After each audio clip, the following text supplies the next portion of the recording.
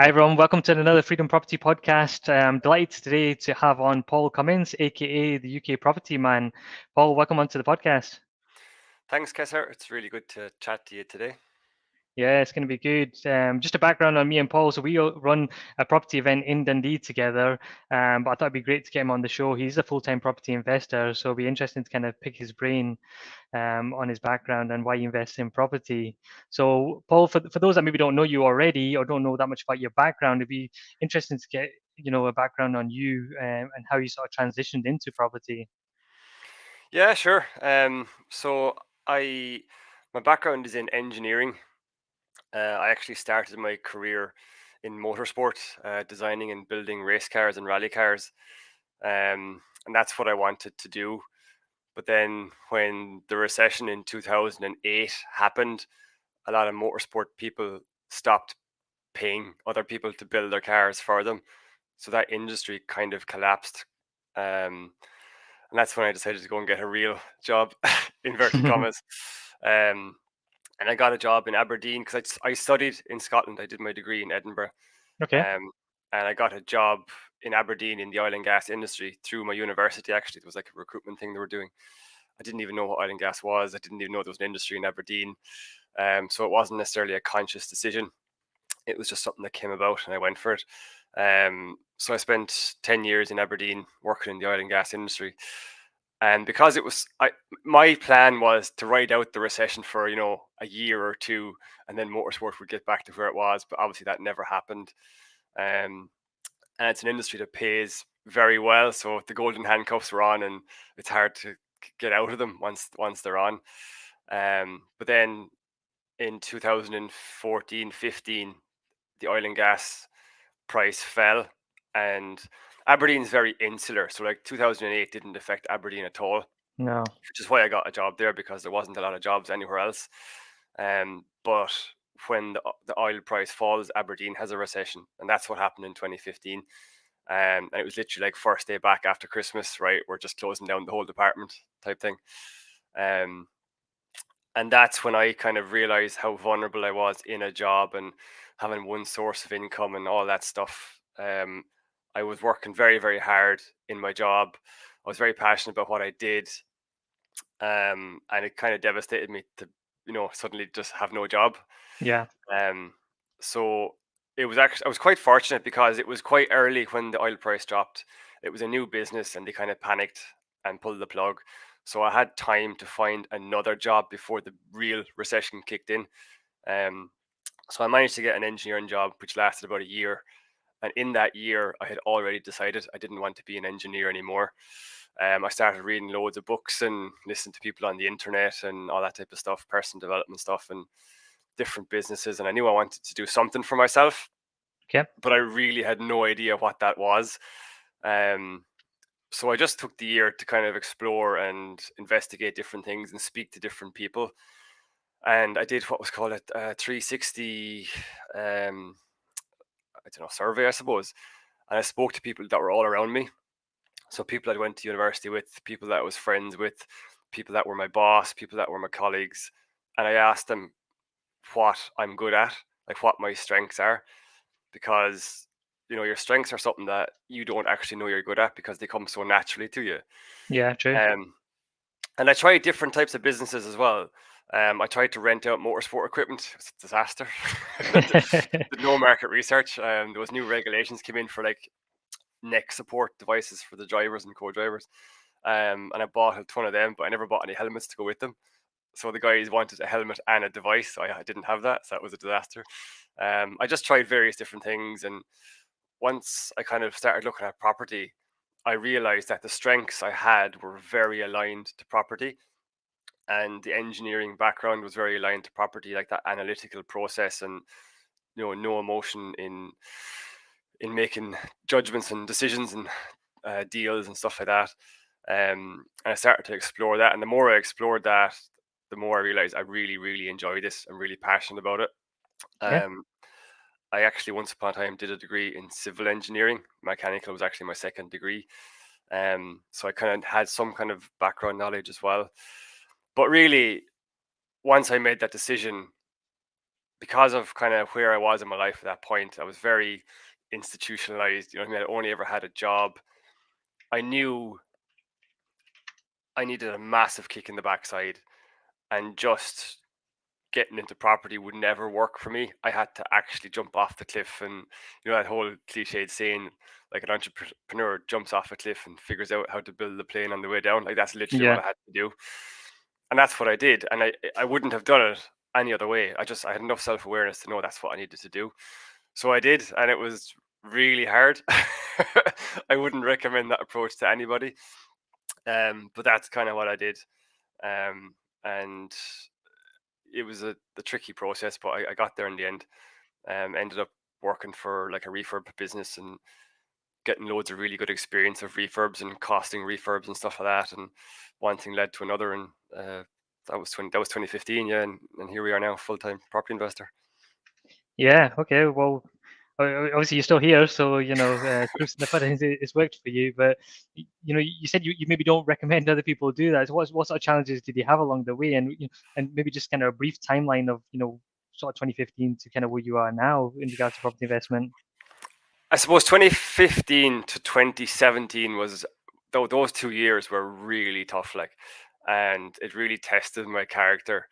And so, like, I left Aberdeen on the back of a recession, and I saw how volatile the property market was in Aberdeen, because the oil and gas industry is very short-sighted. They make money today and they fire everybody tomorrow, and they don't really think about the third day. Oh, we've got another project. Let's hire everyone back. Like that's how it works. Right. So like Aberdeen was devastated in 2015. A lot of people left. There was Jobs were hard to get, but they're also hard to get in other parts of Scotland because so many people left Aberdeen. Yeah. So I decided I was never going to buy investment property in Aberdeen, and I had done loads of research, and around Glasgow and Lanarkshire was the area that I picked just because the numbers worked best. Those different towns that are close together, so there's a good volume of stock. It's a very stable, non-volatile market. So when I lost my job, I was in a relationship that kind of ended around the same time. I literally just said, right, if I don't do this now, it's literally never going to happen. So Yep. I literally packed my car and headed to Glasgow and didn't really know what I was going to do next, um, which effectively made me homeless. So like I literally was living out in my car. I had some friends that lived in the area, so I was able to stay with them here and there, and I had some very close friends that I could basically sleep in their spare room whenever I needed it. But I could have went home to Ireland. I could have done that. It would have been an easier option. I could have went to like Newcastle because there's an oil and gas industry there, and a headhunter that moved me about a few times in jobs would have got me a job in Newcastle the next week. He said he would even give me a job as a recruiter. We had a good Right. relationship, like, and he saw that I was fairly good at what I did. But I had made the decision that I wanted to do property and I wanted to do it in the Lanarkshire area. Yep. So committing to that basically kept me homeless for a year. And I know it sounds weird to say like I chose to be homeless, but it was a big test of my character to make that happen. And there was a few times where I was like, oh, I'll just go to Newcastle. This is too hard now. Um, and like I was trying to get really basic jobs. Like I dulled down my CV. I was trying to get jobs driving vans in Tesco and driving vans in Asda, and I wasn't getting them. Like, Well. and it was really, really frustrating. And like it was getting to the point where I was buying weekly shopping on credit cards and stuff. Like it was getting tight. Um, but then I had a chat with myself. I was like, no, you've decided to do this. This is kind of the reason you've jumped off the cliff type thing, to force you to make it work.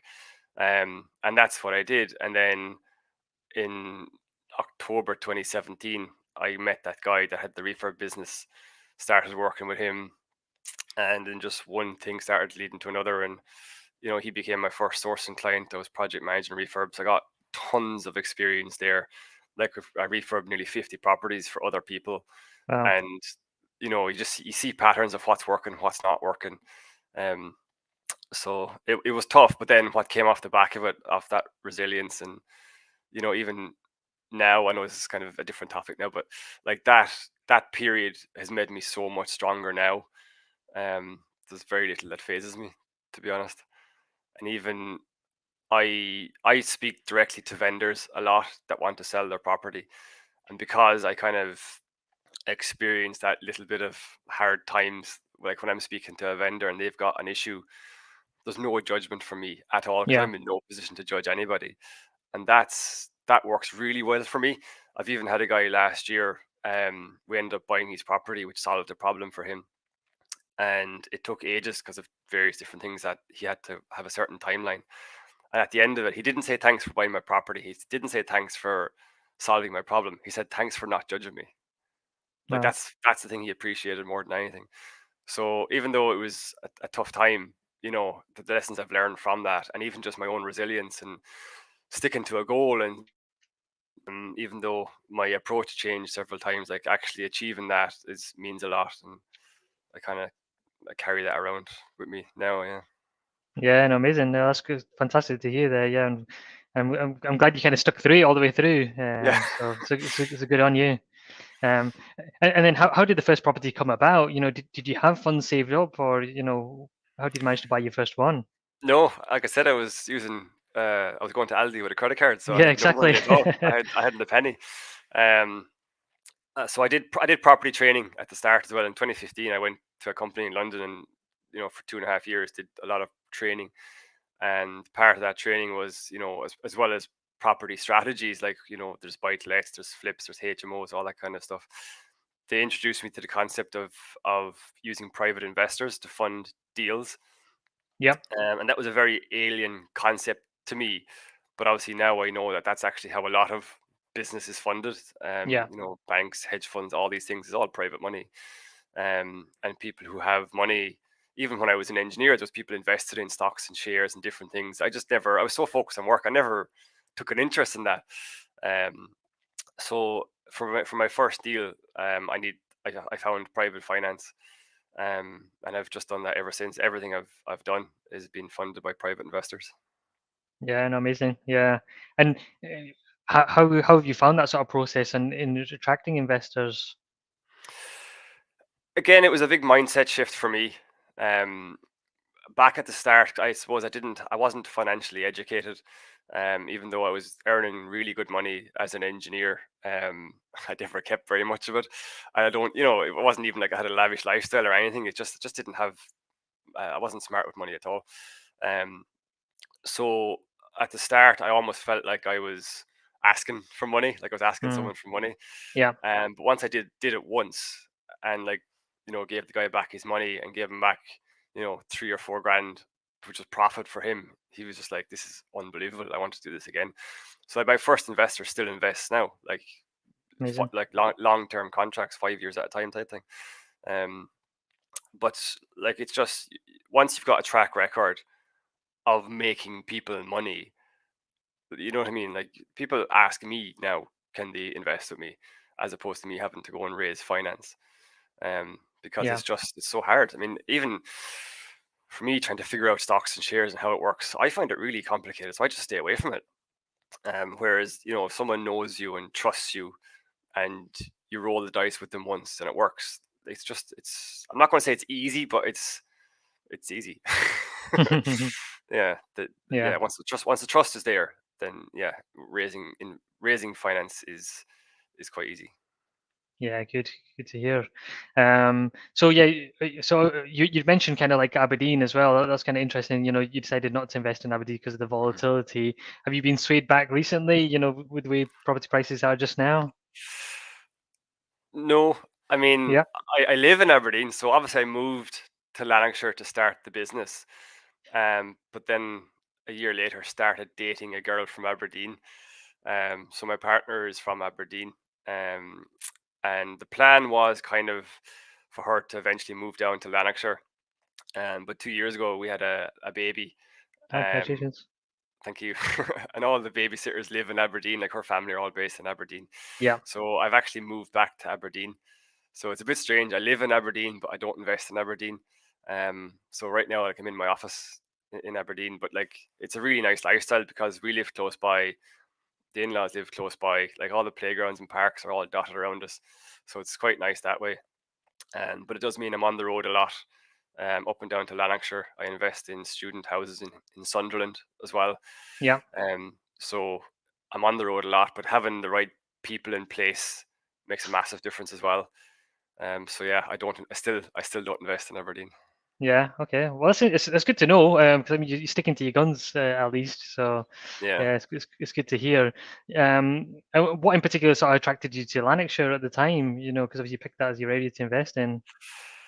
Yeah. So again, I saw investing in Aberdeen as all your eggs in one basket. You Hmm. know, the economy in Aberdeen is very much driven by the price of a barrel of oil, and when the barrel of oil is low, demand for housing and rental property goes to the floor in Aberdeen. And again, being an engineer, I've only ever worked in high risk industries, so like making an error is just you just don't like you really don't, because it generally means someone gets killed or someone gets very badly injured. So with that mindset, I just couldn't do that. I couldn't have my investments, especially because I'm spending other people's money. Like I take that much more seriously than spending my own money, and like I would literally sell the shirt off my back to pay back investors if something ever went wrong. You know what I mean? Yeah. So if I had all my investments or all their money in one city, which is volatile, I just wouldn't sleep at night. So going down to Lanarkshire, like across the M8 and down the M74, you've got so many towns. You've got Airdrie, Wishaw, Hamilton, Motherwell, Bellshill, Coatbridge. You've got all these towns that are small towns, but they've all got a train station. They've all got amazing transport links to Edinburgh and Glasgow. There's lots of different industries there. The prices are amazing. Like what you can buy a 2 and 3 bed house for in Lanarkshire is you wouldn't buy a 2 bed flat in Aberdeen for it. Mm, But the yeah. rents are still as strong, so the Okay. yields are massive. So the stability of the market was what attracted me, and the amount of stock available. Yeah. Okay. Fair enough. Um, and then now that you're back in Aberdeen, so you're ultimately kind of you said obviously you're traveling quite a lot, but you're Yeah. investing from a distance as well. So what sort of challenges do you have in regards to that? Because I invest in my sort of local town, local city, sorry, and then, if you need to, you can just nip up there in half an hour and just check on the builder, or Yeah. So what sort of challenges do you have investing from afar? Very obvious ones, I suppose. It's like you said, you're just not there. So I'm having to be very creative about how I find deals now, because like a lot of deals would come from not even like your actual property viewings. Yeah. It's like at the weekend when you're going for a walk with somebody, or you're meeting somebody somewhere, or it's your social thing. Oh, you walk past a street you've never seen before, and oh, there's an empty house over there. Like that's where a lot of the stuff came from. And Okay. even like you can see, if because I keep track of every property I've ever bought or sourced or refurbed or whatever. And like when I moved there, they're literally you could draw a circle around where I lived, and they're all within like a 5 mile radius because I was there so often. So like proximity to your area is a huge benefit. So because I'm not there now, the knowledge that I had of the area is coming into play a lot. And also I don't use estate agents to find deals as much. Well, number one, because it's harder because there's less stock. But Yeah. obviously I'm not there. So I can't be knocking on their door every second week, or I can't view the same volume anymore either. So like if I speak to an estate agent and they're like, "Oh, we've got a property coming to the market. Do you want to view it before it comes to the market?" I'd love to, but I can't get there until next Wednesday. So by that time, it's gone. You know what I mean? It's been on the market, sold, and I'm not even there yet. Yeah. So like doing things like social media marketing and direct to vendor marketing is much more important to me now than it used to be. And also having people in the area that can go and view a property if I'm not there Okay. is very important. And even I'm changing my agent in Sunderland as well, because they were working out when I was there. Because again, Sunderland's only 3 hours from Glasgow, but it's a 6.5 hour drive from Aberdeen. So again, I'm not Yeah. going to nip down there, And because I'm not there, they're not performing. So I'm having to change that, which was a big decision and very difficult to find someone who was up to the job. And but now that I have, I'm comfortable to start investing there again. So there is challenges, but again, it makes you better at what you do to overcome those challenges. Yeah, okay, that's great to hear. And then Sunderland, then why Sunderland? So you're investing in student lets there, are you? Yeah, it's a university town. Hmm. It's close to Scotland. Basically, is one of Yeah. the obvious reasons. And again, the numbers just they work. It's quite a small area. So it's just student houses because again the cash flow really well. The HMOs cash flow really well. Um, and it's again there's a lot going on in Sunderland. It's not just, even though like there is a Nissan factory who's a big employer, there's Yeah. still other things going on there. Hospitals and a lot of regeneration going on. Like there's millions been spent in Sunderland in the last 3 or 4 years. So I think the prices are only going to go up. So it's potential for capital growth there as well. So yeah, Yeah, no, that's really I like interesting. Sunderland. Yeah. Yeah, good. Yeah. What sort of size HMOs are you operating down there? Again, being an engineer, I'm very systemized. I've got a very specific strategy. I only work with 4-bed HMOs. Okay. So everything I do has to have an exit strategy or even multiple exit strategies, because unfortunately I've got an engineering brain which I can't switch off. I've learned how to think as an engineer basically. So I think the biggest difference between an engineer starting a business and a normal human starting a business is we're trained to think about when things go wrong, because everything we design as an engineer, you need to look at it. When it fails, how is it going to fail? Do we need to make it double the size it should be in case it fails? So I'm always looking at what can go wrong. And if in the unlikely circumstance the university shuts down tomorrow, if I've got 10 and 12 bed HMOs, what the hell do I do with them? Yeah. Like literally, you're not going to sell them as a residential house, are you? You're not going to rent them to a family and make money on it. The No. mortgage is too big. So by only having 4-bed houses, if I ever need to rent it to a family, it'll just about work. If I need to sell it as a residential house, I can do that. It's just a matter of taking the fire doors out, taking out the fire alarm system and boarding it up, and it's pretty much a residential house. So 4 beds is where I'm at. Yeah, okay, that's fair enough. That's really interesting to hear. And speaking to a lot of engineers, kind of think very similar to yourself. But also, I think it works really well for property investors being an engineer as well. So, I think uh, it's pros and cons. It's yeah, good because you like to understand how everything works, understand the detail of what your insurance policy says, what your mortgage policy says. But on the flip side, trying to actually run a business initially is hard because you're so used to having processes and different things in place. And basically, with an engineering design, you can't execute it until it's finished, until you know how it's going to finish. Whereas in business, quite often you don't know the end result. You just have to roll the dice, and that's hard to get your head around initially as well. yeah, I can imagine. Yeah. Well, talking about starting a new business then, so you obviously decided to invest in property and that to be a full-time business. It'd be interesting to kind of know your thoughts on that, because a lot of investors will invest in property sort of as a wealth sort of preservation, and obviously, hopefully they can appreciate over Yeah. time as well, but they'll kind of usually create the income through another source and then invest in property. But you kind of just jumped right in and went straight for property. So it'd be interesting to kind of see why you decided to go for property. Um, Again, it was if I knew when I was 20 years old, if I knew what I know now, that's what I would have done. Alongside my engineering career, I'd have been picking up buy to lets left, right, and center. Yeah. Even if it was one a year, even if it was one every 2 or 3 years, that's what I would have been doing. Um, but because I'm turning 40 this year, you know, motorsport is a massive passion of mine, and I basically want to be able to compete in motorsport. That's why I started a business, as well as having like the Okay. security and the freedom. I want the financial security to be able to compete in motorsport. In fact, well, you can't really see it, but that's a picture of a rally car right over my head there. That's what motivates me. Obviously, since then, I have a family now, and family security is tops everything. But still, like rallying is what drives me to make more money. I would be happy and have financial security for my family at a certain level, and I'll get to that, and but what will drive me to the next level is to compete in motorsport. And I realized I was never going to have that at the level I wanted to in a job working Yeah. as an engineer. But yeah, if I was to go back and start again, I would be picking up properties, and the properties would be paying for the rallying by now. Yeah, I'm sure. Yeah, great tip. Yeah, and I'm sure rallying is going to be an expensive hobby as well, right? Yep. Yep. There's no way around that. It's an expensive hobby. Yeah. Yeah. Okay. Interesting. Okay, and you mentioned sort of family life there as well, and you've kind of I've seen this. You mentioned this before as well. That's changed you as a property investor as well. You even mentioned earlier on that you kind of had sort of engineering mindset, and it's just purely about the numbers for you. Mhm. How have you changed your strategy now? Now that you're a family man as well. The biggest thing is time.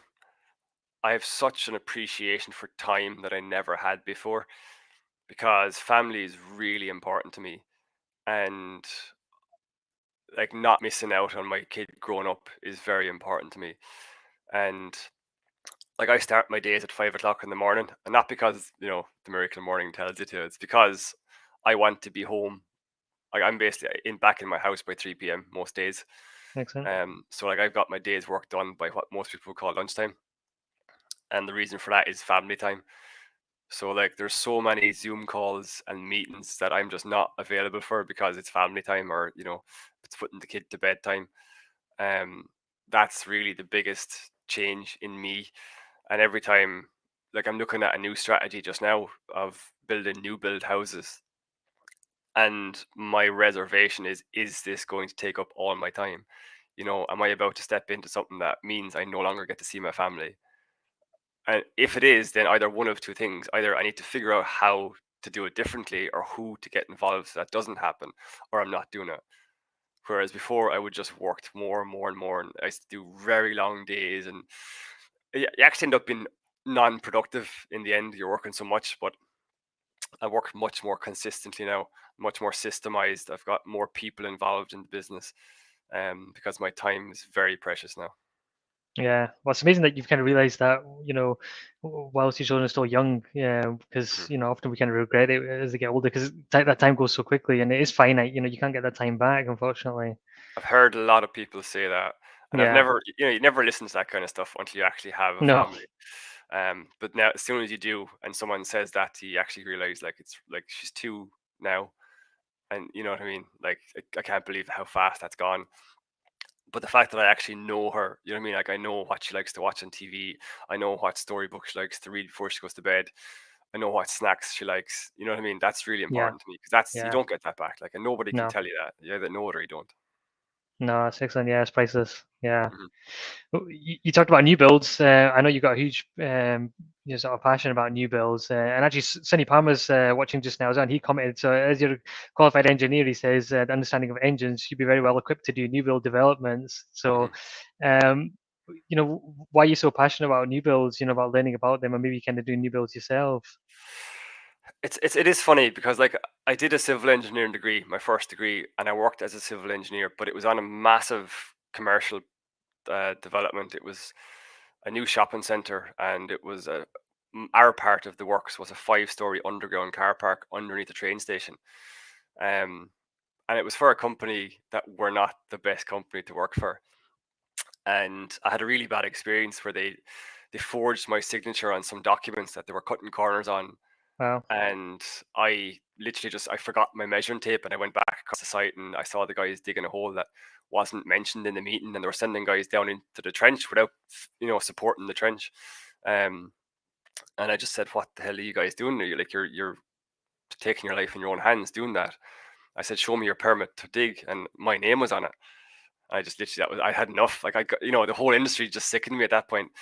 Um, and it was actually the same company did the same thing on a different site a week later, and 4 guys got killed doing it. So Wow. it was a big thing.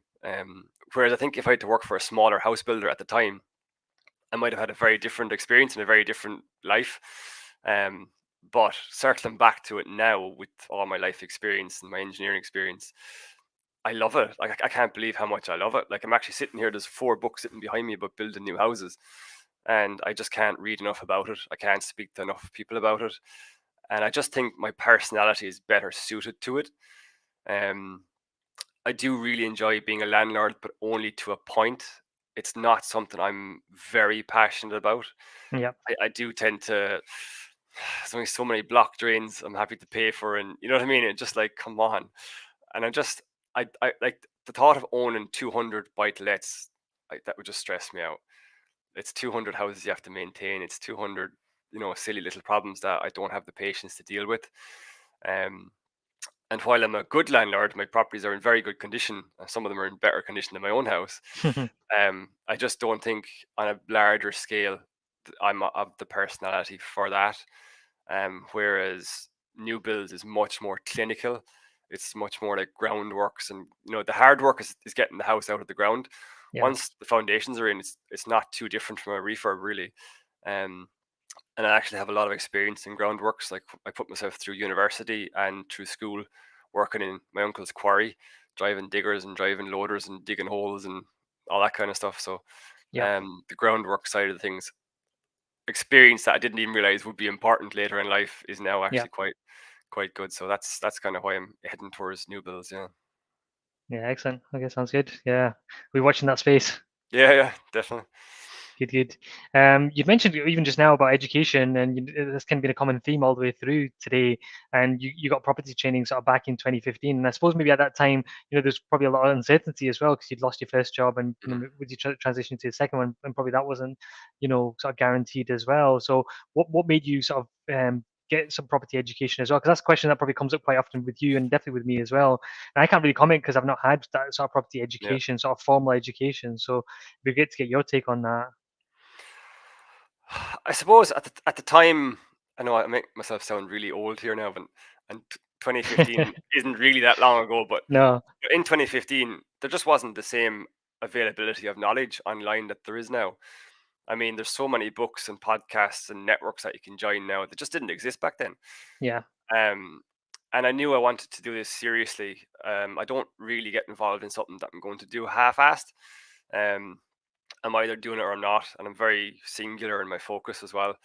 And obviously, the thought of using other people's money to do it, like there was no way I was just going to throw a dart and randomly try and make it stick. So getting educated was very, very important to me. I've always kind of had that attitude. I've seen in the past the success I've had from learning something from the ground up.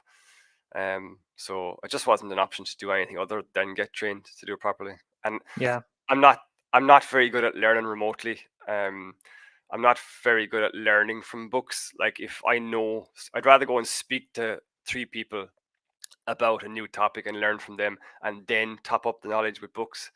Like online courses and all that just doesn't suit me.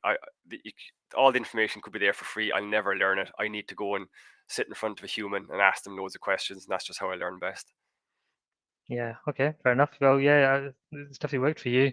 Mhm. Um, you kind of mentioned earlier on, like, you'd ask all you sort of your friends and family, what you're best at. So what do you find you're best at when it comes to property investment? That's a good question. Um, there was two things that were the strongest themes, and the first one was getting stuff done. And it is funny, like I didn't. It sounds like a very wishy-washy thing to say, but it is true, and I didn't realize I was good at that until it was pointed out to me. And even when I look back in my career, every engineering company I'd ever worked for, my biggest success was the exact same, and I never realized that. And every time, so in each company, when something went really badly wrong, they sent me in to fix it, Okay. and I did. Like there was one project where there was three engineers working on it for 2 years, and they didn't get the solution, and I worked on it for a month by myself, and I fixed it. Like I just got stuff done. You know what I mean? Yeah. I didn't get caught up in the politics of it, or I wasn't there to blame somebody. I just wanted to know what went wrong, why it went wrong, and just how to fix it. And I just seemed to cut through all the stuff and just get to the problem. And the second one was trust, like gaining people's trust was something I was very strong at. And again, I wouldn't even said that was a skill, but apparently it is. And again, for each of those projects, I gained people's trust really quickly because I wasn't there to assign blame or to make me look good. I was there to literally find out what went wrong. And like people are smart. Like if you're there's been a big incident and you're coming in, like people suss you out very quickly. And when you're not Mhm. there trying to assign blame, you're speaking to the guys in the ground and you're like, and they say this is what happened. And you start saying stuff like, right, tell me how. And you take an interest and you actually go and visit the thing and see what broke and how it broke and who was fixing, who was working on it at the time. So gaining people's trust, because and the reason for that is because I just care. Like I don't do something I don't care about. So gaining people's trust was a really big one, and just getting stuff done was the second one. Yeah. Okay. Good. Good. Right. Okay. Well, yeah, that was really interesting to hear in regards to that. What about your future goals when it comes to property investment? I know obviously you've got a passion and new builds, but where do you kind of see your business going from now into the future? As I said, new builds is kind of a direction that I'm heading in, but more reliance on other people is something I'd like to introduce as well. I'm still very much the guy running everything, which obviously is the way things have to start. Yeah. Um, but I have an assistant now as well, which makes a big difference, and I need to even learn to rely on that person more. But yeah, getting better systems in place, um, focusing more on the things that matters the most in the business. So finding deals and raising finance are pretty much the only two things I should be doing on a daily basis. Yeah. Um, and the marketing and lead generation side of the business absolutely fascinates me. Um, I never thought it would, and it's probably something I ignored for too long in the business as well. But I'm really getting into marketing, and I'm still kind of running that a bit too much. I'd rather just be the guy just thinking of it, or having someone else. Yeah, just giving people rough ideas and them run with it type thing. Yeah. But yeah, working on that a lot more as well. Lead generation and marketing is a really fascinating side of the business. Yeah. Such a powerful tool as well. If you, Mhm. you know, if you can get it to work right for you. Yeah. It's Yeah. what runs the business. If you've no input of flow of deals or acquisition plans or whatever, like you don't have a business. So it's Yeah. critical.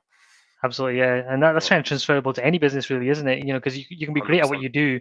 If nobody knows what you do, then you're not going to have a successful business, are you? Yeah. Yeah. So talking about property investment, a big sort of difficulty that we've had in the last year or so, a couple of years even, is the availability of deals as well. How have you kind of overcome that in your own business? Again, just um, expansion of pipelines, marketing and lead generation, as we've just said. Yeah. Before COVID, I literally had one way of getting deals, and that was through estate agents. Hmm.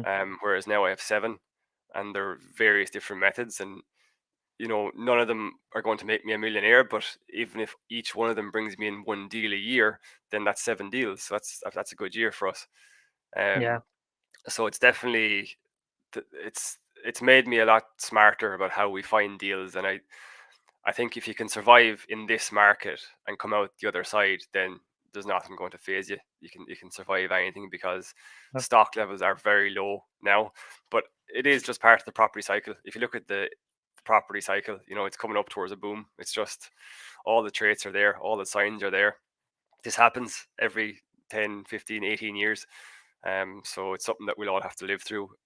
So there's no point in just making excuses and saying deals are hard to find. You either find a different type of deal or you get better at finding deals yourself. Yeah, that's a good point. Yeah, great, Paul. Thank you. And what sort of pain points do your clients typically have? You mentioned one there, where the Mhm. client, was just sort of grateful the fact that you didn't judge them. I'm sure there'll be lots of different sort of pain points. Is there any sort of common pain point, why they maybe kind of use your services over kind of going on to the open market? It's very varied, but generally there's some kind of financial issue, and it's not usually about the finance. So like that guy had a debt issue in the past, which it transpired he actually couldn't sell his property for a certain period of time because it would just Yeah. be used to pay off previous debts and stuff. Um, it's really difficult to say. I suppose that's kind of part of the skill of what I do is I listen to what the person's problem is, because sometimes buying their property off them isn't solving their problem. It might just be giving them a bit of advice, or there might be just something very basic that they're not aware of. Um, so just listening to people really. Everyone I've worked with has had different issues. Some of it's just they want to sell like one, for example, was a bit of an unusual one. It was the first time I'd worked with directly with a vendor, and it was two brothers, and their dad had passed away, and they'd been left the family home, and it was a flat in Wishaw, and the dad knew that the two guys would fall out over the property, Right. So he put a clause in the will that from the date they got it, they had 12 months to decide what they were going to do with it, i.e., who was going to keep it or what was going to happen. And it was coming up to the 12 months. Like literally, I got a phone call on a Thursday, and the 12 months ended on the Monday, and they had fallen out over it. So they needed to sell it because they weren't going to resolve it between the two of them. One of the brothers had decided to refurb it himself, but he had no skills in that area, and he ripped it apart and then realized he had no idea how to put it back together. So Right. he was living in the property with his two boys, and like when I went to visit the property, they were doing the dishes in the bath because they had no kitchen. Wow. You know what I mean? And they knew what they wanted for it because it was in poor condition because they'd ripped it apart. So like it wasn't like I was standing there negotiating with them. It was a case of yes or no, can I help you? Yeah. And they just wanted the thing sold, and they needed it sold before the Monday. They needed to be able to go to their solicitor and prove that they were selling it. So that worked for us, and we bought the property, and that solved their problem. But quite often, it's not as straightforward as that. So like another one was just really simple stuff that people just don't pick up on when they don't listen properly. There was a guy selling a flat, um, and he needed a certain amount for the property, and it was just over the 40 grand mark because that's what his mortgage was. And everyone was offering him 39, 500, 39, whatever, to get under the stamp duty threshold. Yeah. And it just wasn't working. It was on the market for like 10 months, and it was an estate agent that I didn't have a great relationship with. They don't like investors, basically. They think they're a waste of time. But I went in anyway and just said, have you got any properties, blah, blah. And she was like, go and look at this flat. We just can't seem to sell it. I don't really know what's wrong. And it was the owner that was viewing it because he was living there. Yeah. And I went up and saw the flat. It was a really nice flat. It wasn't in very bad condition. It was a bit dated, but it was in really good condition.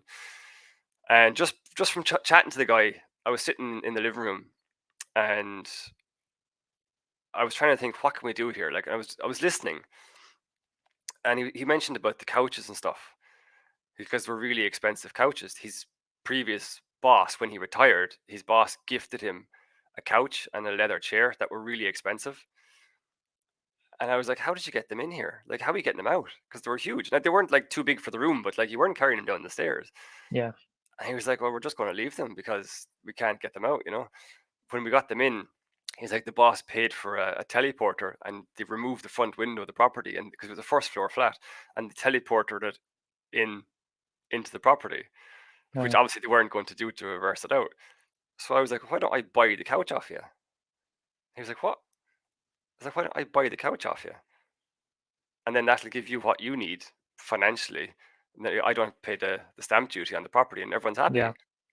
He's like, brilliant, let's do that then. Like I couldn't believe that property was on the market for 9 or 10 months and no one said that to him. Like just Yeah. simply buying the couch solved his problems, and it was as simple as that. You know what I mean? So it can be Yeah. anything. It can be something really big, or it can be something really, really small. If you just listen carefully, you'd be surprised what you can pick up from people. Yeah. That's a great tip, Paul. Thank you. Yeah. And do you see any current trends, or maybe, or are you transitioning your business in the property investment business in any way, based on sort of the current sort of market, where we've got sort of interest rates sort of rising slightly at the moment, inflation's obviously sky high, and I think there will be kind of opportunities available with in regards to that as well, and upcoming EPC regulations as well. Is there anything in particular that you're kind of got your eye on or you're transitioning your business towards at the moment?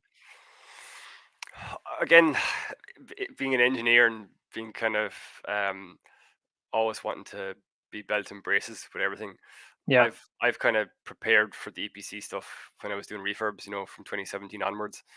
Well. Um, Even my HMOs in Sunderland, because they're 4 bed, they don't need to be licensed.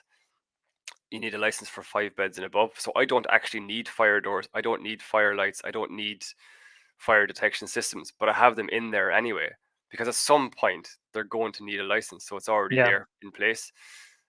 So all my properties already have the appropriate EPC ratings, and I made sure I could do that before I bought them. Um, as regards inflation and all that, like yeah, that's the scarcity of property is definitely a thing. But like I said, we're putting measures in place to get better at finding deals. The big shift in that for me is private investment because you've got other investors who want to invest in property but can't find the deals either. So Yeah. they still want to invest their money. So they're starting to invest with me now because they see I'm still active. I'm still doing what I'm doing. Um, the price of inflation, I talk about a lot on my social media because from an investor's point of view, if you have £100,000 sitting in your bank account, and I know they're advertising inflation as around 6%, but we all know it's closer to 10, if not 12. Like it's Yeah. massive. Easy. Yeah. The price of baby milk, the price of nappies, the price of fuel, the price of everything is going through the roof just now. Um, so if you have 100 grand sitting in the bank today and inflation's at 10%, you can only buy 90 grand's worth of stuff this time next year. Like your money is literally eroding away in a bank Yeah. account. And people know that. People who have funds in the bank know that. So they're looking for something to do with it. And normally they would probably go and buy a house or whatever, but they can't buy them now. So it's working well for me from that point of view because investors are looking to get their capital deployed, and they're using us to do that. But again, it's all just part of the cycle. You know, in Yeah. another year or 2 or 3's time, it'll be the opposite. There'll be property abundance of property to buy, and it'll be hard to find money to fund them. So that's just where we are, and lenders are desperate. Even the banks are desperate to get their money out the door. Like they're cutting interest rates left, right, and center, as you well know, Yeah. to get their money deployed. And I was even speaking to a hedge fund manager recently and asking him where he's getting his funds, and he's like banks, because it sounds really weird, but the banks don't even keep their own money in the bank. You know, a bank That's with right. money in the bank is a bad bank because their money is eroding as well. So they go to hedge fund managers, and you know, when you put your savings in the bank, it's not sitting there waiting for you; it's deployed somewhere else, earning money. You know. Yeah, that's right. Yeah, it's often something that we don't realize. Sort of how sort of fractional reserve banking works. And Mhm. actually, yeah, your money isn't actually sitting there. It's obviously kind of Yeah, invested out, isn't it? So if everybody wanted to try to take out all the money out at once, they couldn't, and that's obviously what happened in 2008. So. yeah, yeah, Yeah. Okay. Well, but you're right. Definitely about inflation, though. A lot of people do know about it, but not everybody does. It's a silent killer as well. It kind of just yeah, creeps up on you over time, doesn't it? So before you know it, your money's worth a lot less. So it can yeah, work for you as well. Especially when it comes to property investment. But if your money's just sitting there as cash, like you said, it's just eroding away, unfortunately. totally. And and definitely at a higher rate just now. I agree with you. It definitely is kind of much higher than what the government's saying Yeah. it's at. We can feel it in our own pockets, can't we? Mhm. Yeah. I can Yeah. feel it filling up my fuel tank driving to Lanarkshire. Yeah, definitely for you. Yeah, Yeah. Right, Paul, that's been really good today. I've got a lot of golden nuggets myself off the call. I think your sort of your ethics, your sort of how open you've been actually all the way through as well. Even about your mistakes that you've made has been really sort of humbling as well. Where can people find you? Online, and how can people work with you? social media is probably the easiest way to find me. I'm on Instagram most of the time. UKPropertyMan, that's where that name comes from. That's my Instagram name, which I use across all social media platforms. But Instagram is the easiest and quickest way to get to me. Yeah. Yeah, great. Yeah. And maybe just a quick plug for our event as well. So me and Paul also run a property event in Dundee. It's once a month on the first Wednesday of each month. So if you want to chat with Paul, feel free to come down to one of those in the near future as well. Yeah, definitely. They're going really well, and there's a consistent crowd turning up them, so it's a really good event. And what I would say as well is, if people want to reach out to me on Instagram, like please do. I know I said I'm very precious about my time, but I do make time in my week to chat to people, and if I can help people at all, I always do. So don't be afraid to drop me a message and say hello. Excellent, Paul. Paul, that's been really, well, it's really nice offer of you as well. Thank you for that. And yeah, for all the viewers today, I hope you found that enjoyable as well. And we'll catch up again with you soon. Yep, good. Thanks, Kesser. Thanks to your audience. Cheers. Okay, take care.